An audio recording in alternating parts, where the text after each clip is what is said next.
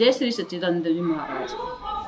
आज हम आपको सतगुरुदेव महाराज श्री सतपाल जी महाराज के सौजन्य से प्राप्त प्रसंग सुनाने जा रहे हैं, जिससे ज्ञान की महिमा का, ज्ञान क्यों जरूरी है, आपको एहसास होगा। चलिए ज़्यादा समय न व्यर्थ करते हुए चलते हैं अपने प्रसंग की ओर। उससे पहले अगर आप हमारे चैनल पर नए हैं तो चैनल को सब्सक्राइब कर लीजिए, एक लाइक और प्यारा सा कमेंट जरूर करिएगा। चलिए शुरू करते हैं अष्टावक्र की कथा। अष्टावक्र राजा जनक की सभा में आए थे। उनका शरीर टेढ़ा मेढ़ा था। अष्टावक्र को ज्यादातर लोग जानते हैं, उनके बारे में बहुत लोगों ने सुना होगा। अष्टावक्र जो थे उनका शरीर बिल्कुल टेढ़ा मेढ़ा, कुबड़ निकला हुआ, इस तरीके का दूबला पतला शरीर था, जो बिल्कुल सामान्य शरीर की तरह तो नहीं था, ऊपर निकला हुआ था, कमर झुकी हुई थी।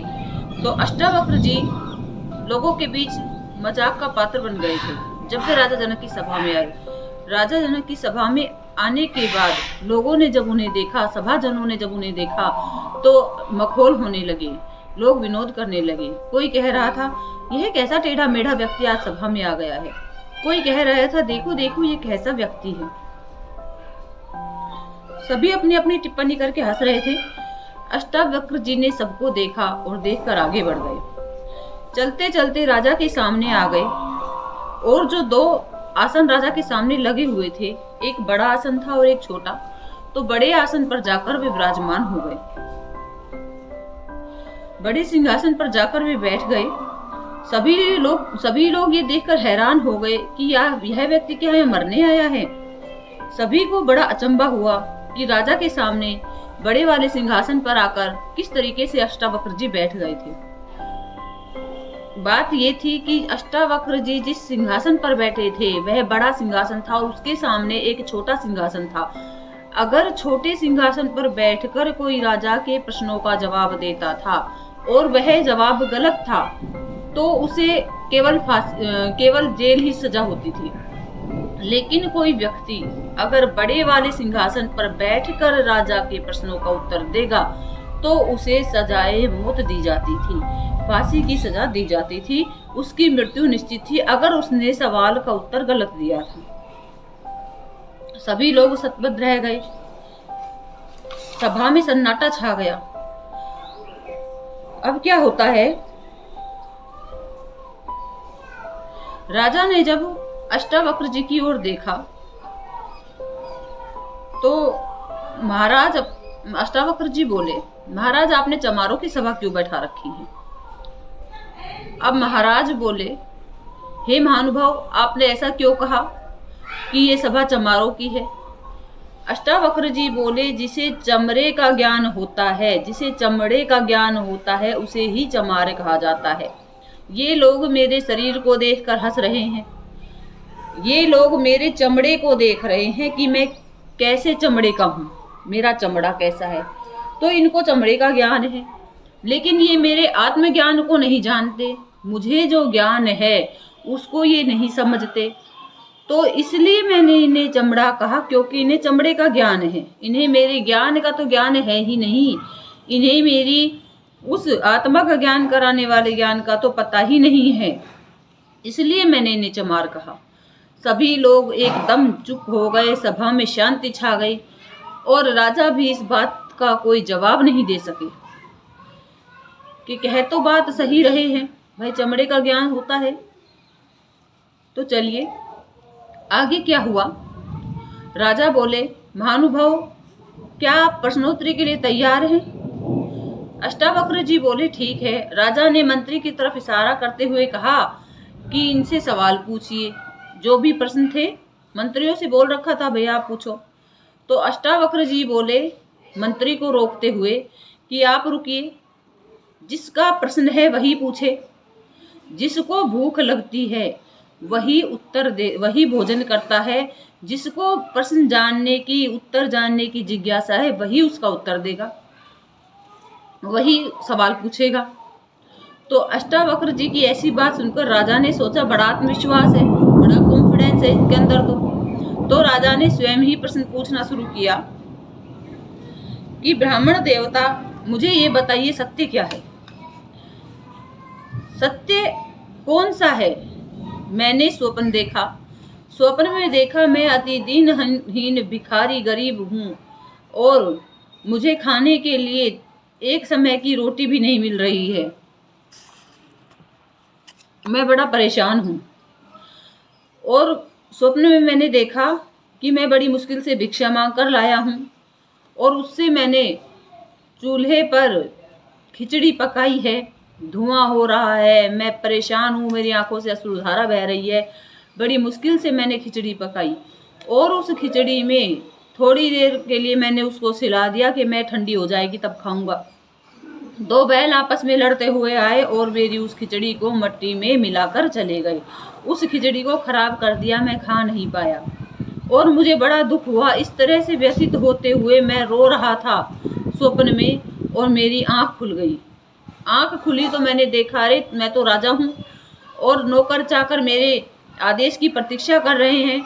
ये तो मेरे आदेश की वेट कर रहे हैं भाई, मैं प्रतीक्षा कर रहे हैं, मैं उठूंगा, इनको आदेश दूंगा, मेरे लिए भोजन लाया जाएगा। मैं तो बड़ा ही भाग्यशाली हूँ, मैं तो भिखारी नहीं हूँ। अब आप मुझे ये बताइए कि स्वप्न सच था या ये जो मैंने जागने के बाद देखा ये सच था? हे महानुभाव, मुझे सच बताइए कि सच्चाई क्या है, सत्य क्या है? तो अष्टावक्र जी बोले कि महाराज, ना वो सच था जो आपने स्वप्न में देखा, ना ये सच है जो आपने स्वप्न टूटने के बाद देखा। ना तो सच्चाई वो थी जो स्वप्न में आपने देखी, ना ये है जो उठने के बाद कि आप राजा हैं, आपके नौकर चाकर हैं, ये भी सिर्फ वहम है। सच्चाई क्या है? तो राजा बोले, सच्चाई क्या है? What is the truth? अब अष्टावक्र जी कहने लगे, सच्चाई वो है, वह अनुभव है जो आपको स्वप्न में होने का और स्वप्न से जागने का एहसास करवाता है। वह अनुभव जिसमें आपको ये पता चले कि आप सो रहे थे और स्वप्न देख रहे थे और जागने के बाद आपको जागृति का एहसास करवाने वाली वह शक्ति ही सत्य है, बाकी सब संसार में मिथ्या है। ये मंथन का विषय है। जैसे एक माइक है, अब हम माइक में से बोल रहे हैं, या तो वायर है या वायरलेस यानी कि बिना तारों वाले भी माइक हैं आजकल, जैसे मैं लगा रही हूँ, तो उसकी आवाज़ आप लोगों तक जो पहुँच रही है, दूरभाष है, फ़ोन है, टेलीविज़न है, बिजली का तार उनमें रहता है या वायरलेस जो भी कनेक्शन जुड़ा हुआ है, उस कनेक्शन के द्वारा हम एक दूसरे के जो विचारों को जान रहे हैं, देख रहे हैं।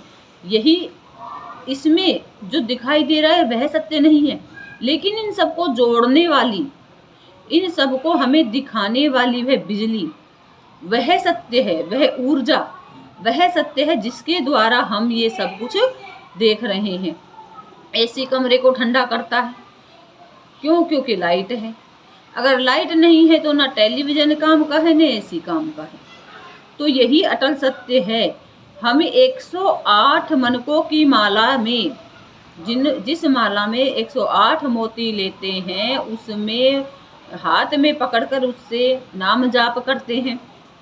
नाम जाप जब हम कर रहे हैं और उस मनके के मोतियों को हम गिनते जा रहे हैं, लेकिन उस धागे को भी तो देखो। वह धागा जो मोतियों को अपने अंदर पिरोए हुए है, अगर वही टूट गया तो एक भी मोती नहीं रहेगा, सारे मोती धागे में से निकल जाएंगे और माला ही नहीं रहेगी।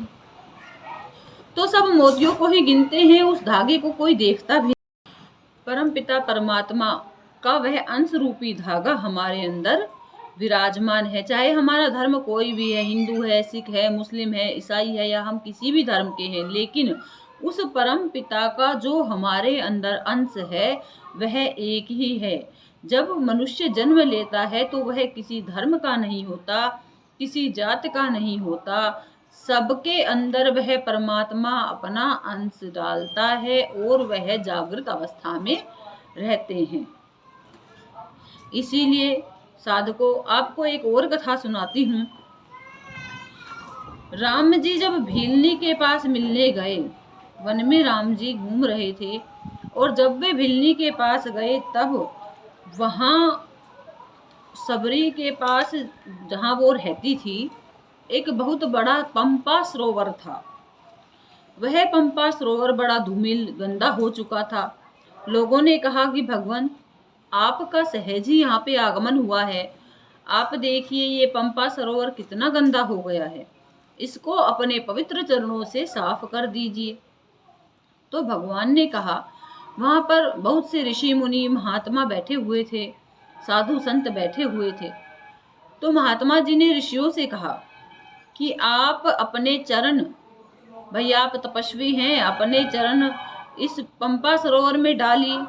तो ऋषियों ने अपने चरण जब उस पंपा सरोवर में डाले तो वह पंपा सरोवर वैसा का वैसा ही गंदा रहा, उसका जल स्वच्छ नहीं हुआ।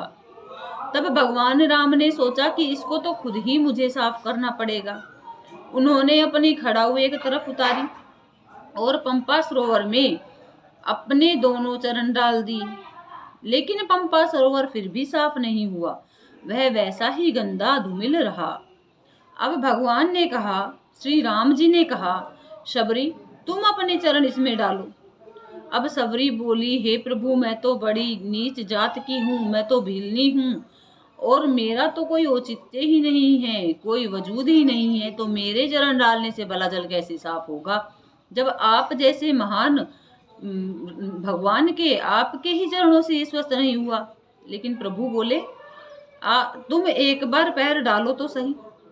जब भीलनी ने अपने चरण उस पंपा सरोवर के जल में डाले तो पंपा सरोवर एकदम साफ और सुंदर हो गया, बहुत अच्छा जल उसका हो गया, जो गंदगी थी वो सारी खत्म हो गई।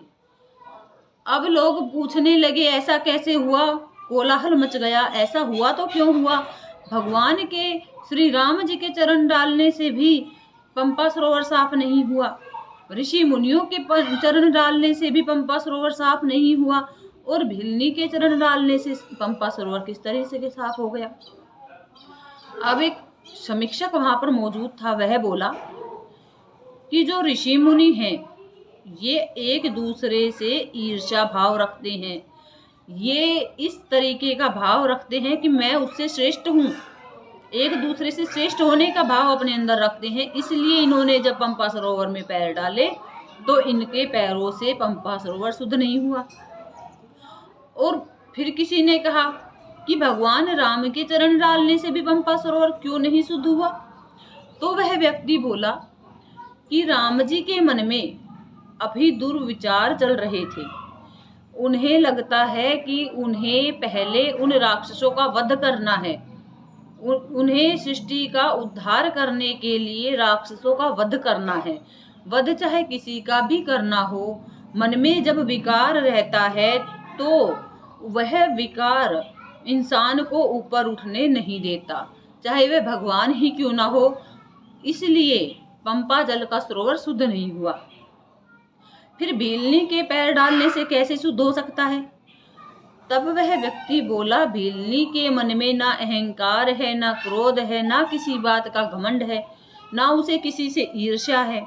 भीलनी तो अपने आप को तुच्छ समझ रही है, वह तो ये समझती है कि मैं तो शून्य हूँ। और जो शून्य को समझ लेता है, जो अपने आप को बिल्कुल शून्य कर लेता है, वह बिल्कुल हल्का हो जाता है। जिस चीज के साथ लगता है उसकी कीमत बढ़ा देता है, खुद की कीमत चाहे हो ना हो। इसलिए भीलनी के नम्र भाव से, श्रद्धा भाव से, पूर्ण आत्मसमर्पण के कारण ही पंपा सरोवर का जल शुद्ध हुआ है।